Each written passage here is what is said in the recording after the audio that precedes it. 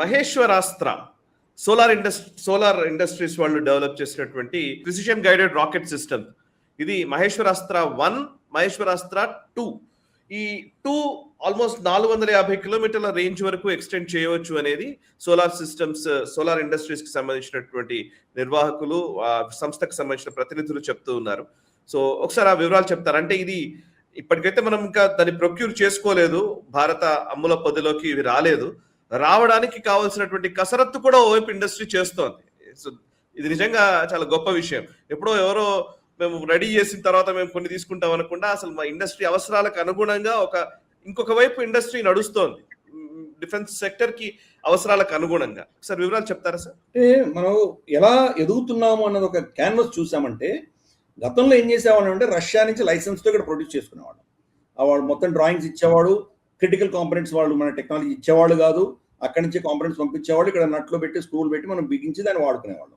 Under licence production ఉండేది. ఇంతే మనం చేసేవాళ్ళం. ఎన్నో ఆల్మోస్ట్ 50-60 దశకాలుగా అదే చేసాం మనం.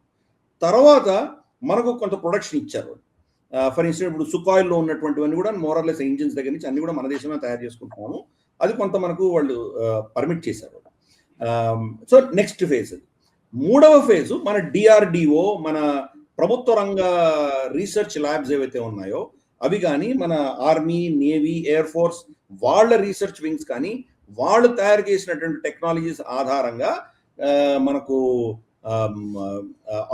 Government ordnance board factory OBF అనేది ఏదైతే ఉండిందో వాళ్ళు తయారు చేసేవాళ్ళు. ప్రభుత్వ రంగ సంస్థల్లోనే ఉండేది, ఎక్కడ ఉండేది కాదు. నెక్స్ట్ మళ్ళీ దాని ప్రోగ్రెస్ ఏం చేసామంటే, డిఆర్డిఓ దాని టెక్నాలజీ తయారు చేసి ప్రైవేట్ రంగ సంస్థలకు ఇవ్వడం మొదలుపెట్టింది. ప్రైవేట్ రంగ సంస్థలు టెక్నాలజీ డిఆర్డిఓ నుంచి తీసుకొని వీళ్ళు ప్రొడక్షన్ చేసేవాళ్ళు. మనకి LNT, మహీంద్రాసు, టాటాసు చాలా మంది చేశారు. చాలా కంపెనీలు ఇవన్నీ కూడా ఆ మోడల్ చేసుకున్నాయి. టెక్నాలజీ డిఆర్డిఓ అనుబంధ సంస్థలు ప్రొవైడ్ చేస్తే వీళ్ళు దాన్ని తయారు చేశారు. ఇది చాలా భిన్నమైనటువంటి ఎక్స్పెరిమెంట్ ఇది. సోలార్ ఇండస్ట్రీస్ ఏం చేసిందంటే, వాళ్ళకి డిమాండ్ లేదు. ఆర్మీ కానీ, మన మినిస్ట్రీ ఆఫ్ డిఫెన్స్ కానీ ఎవరు చెప్పలేదు. వాళ్ళకి చెప్పకుండానే స్వచ్ఛందంగా వాళ్ళ కంపెనీలోనే రీసెర్చ్ చేసి వాళ్ళు ఈ మహేశ్వరాస్త్రం అనేది తయారు చేస్తారు. సో ఇది చాలా డిఫరెంట్ మోడల్. అంటే ఎంత ప్రోగ్రెస్ అయ్యామో ఇది క్యాన్వాస్ చూస్తే మనకు అర్థమవుతుంది. గతంలో ఇది అసలు ఆలోచన కూడా ఎవరు చేసే పరిస్థితిలో లేరు.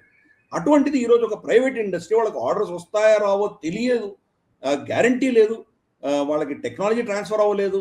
నార్మల్గా టెక్నాలజీ ఇచ్చేటప్పుడు డిఆర్డిఓ కొంత గ్యారంటీ ఇస్తుంది, ఎందుకంటే ఇన్వెస్ట్మెంట్ పెట్టాలి కదా వాళ్ళు. ఆ ఇన్వెస్ట్మెంట్ రిటర్న్స్ అయినా వచ్చే దిశగా వాళ్ళు ప్రామిసెస్ ఇస్తారు. అటువంటిది ఏమీ లేదు. కానీ వీళ్ళే సోలార్ ఇండస్ట్రీస్ స్వచ్ఛందంగా వాళ్ళు మహేశ్వరాస్త్ర 1, మహేశ్వరాస్త్ర 2 2 వర్షన్స్ కూడా వాళ్ళ R&Dలోనే వాళ్ళు తయారు చేసి ఇచ్చారు. ఇది ఇందాక మనం అనుకున్నటువంటి రుద్రం మిసైల్కి దీనికి తేడా ఏంటంటే, రుద్రం అన్నది ఎయిర్ టు సర్ఫేస్ మిసైల్, ఇది సర్ఫేస్ టు సర్ఫేస్ మిసైల్. ఇక్కడి నుంచి ఇక్కడికి ఫైర్ చేయొచ్చు. మామూలుగా మనం దాన్ని ఒక లాంచ్ ప్యాడ్ నుంచి ఫైర్ చేయొచ్చు, లేదా మొబైల్ ప్లాట్ఫామ్ మీద మనకు 8x8 ట్రక్కులు ఉన్నాయి కదా, టాటా ట్రక్కులు ఉన్నాయి, ఇవన్నీ LNT ట్రక్స్ ఉన్నాయి, దాని నుంచి కూడా ఫైర్ చేయొచ్చు. సో మొబైల్ కానీ లేదా స్టాటిక్ కానీ రెండిట్లో ఏదైనా ఫైర్ చేయొచ్చు. ఇక ల్యాండ్ నుంచి ల్యాండ్కి వెళ్తుంది. ఇందాక నువ్వు చెప్పినట్టు ప్రెసిషన్ అంటే పిన్ పాయింట్ ప్రెసిషన్, ఎక్కడ కొట్టాలో ఆ టార్గెట్ యొక్క కోఆర్డినేట్స్ మనం పర్ఫెక్ట్గా దాంట్లో పెట్టి కొట్టామంటే అది వెళ్ళిపోయి కొడుతుంది. ప్రెసిషన్ గైడెడ్, దాన్ని గైడ్ చేస్తాం. ఎలా గైడ్ చేస్తాము? లాస్ట్ మినిట్లో దాని యొక్క ప్రొపల్షన్లో ఏదైనా చిన్న చిన్న మార్పులు చేసి దాన్ని గైడ్ చేసేటువంటి కెపాసిటీ కూడా ఉంది. ఈ 2 ప్లస్ 450 కిలోమీటర్ల దాకా కొట్టగలదంటే మనం అర్థం చేసుకోవచ్చు. ఇందాక మనం అనుకున్నాం కదా, జాగ్రఫీ అనుకున్నాం కదా, రమారమి మొత్తం చైనీస్ ఫార్వర్డ్ బేసులన్నీ మనకు ఈ అస్త్రం అధీనంలో వస్తాయి.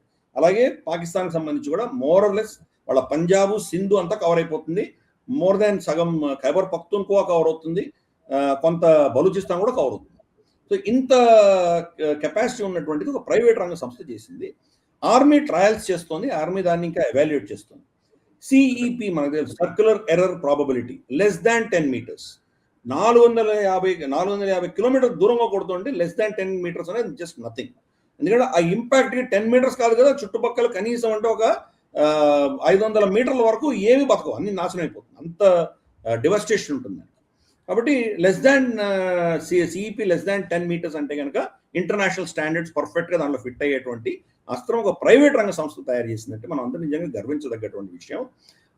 ఇటువంటి ఆవిష్కరణలు చాలా, ఎస్పెషల్లీ డ్రోన్ టెక్నాలజీలో, ఎలక్ట్రానిక్ వార్ఫేర్లో, ఆర్టిఫిషియల్ ఇంటెలిజెన్స్లో చాలా కంపెనీలు పనిచేస్తున్నాయి. మనం క్షేత్రంలో వీలైనంత వరకు మనం వాటిని ప్రేక్షకుల ముందుకు తీసుకొచ్చే ప్రయత్నం చేస్తున్నాము. సోలార్ ఇండస్ట్రీస్ చేసినటువంటి ఈ స్వచ్ఛందంగా వాళ్ళే తీసుకొచ్చినటువంటి టెక్నాలజీ ఆర్మీ, మన ఫోర్సెస్ యాక్సెప్ట్ చేస్తాయని నేను అనుకుంటున్నాను. వాళ్ళు కూడా చాలా కాన్ఫిడెంట్గా ఉన్నారు, త్వరలో యాక్సెప్ట్ చేస్తారని. ఆల్రెడీ మహేశ్వరాస్త్ర 3 మీద వాళ్ళు ఆల్రెడీ రీసెర్చ్ మొదలు పెట్టారు. రమారమి ఆల్మోస్ట్ 6 నుంచి 800 కిలోమీటర్ల దాకా కొట్టగలిగినటువంటి నెక్స్ట్ టెక్నాలజీలో వాళ్ళు ఆల్రెడీ ప్లానింగ్ చేస్తున్నారు వాళ్ళు. కాబట్టి సోలార్ ఇండస్ట్రీస్కి, వాళ్ళ సిబ్బంది, వాళ్ళ R&Dకి ఇటువంటి వాళ్ళకు ఒక స్పేస్ ఇచ్చినటువంటి మన ప్రభుత్వము, వీళ్ళందరికీ కూడా మన అభినందనలు. ఈ వీడియో మీకు నచ్చినట్టయితే లైక్ చేయండి, 10 మందికి షేర్ చేయండి. అలాగే కామెంట్ల రూపంలో మీ అభిప్రాయాలను మాతో పంచుకోండి. Nationalist hub group of channels ను సబ్స్క్రైబ్ చేసుకుని తెలుగునాట జాతీయవాద జర్నలిజాన్ని ప్రోత్సహించండి. ఈ వీడియో కింద ఉన్న బెల్ ఐకాన్ పై క్లిక్ చేయడం మర్చిపోవద్దు.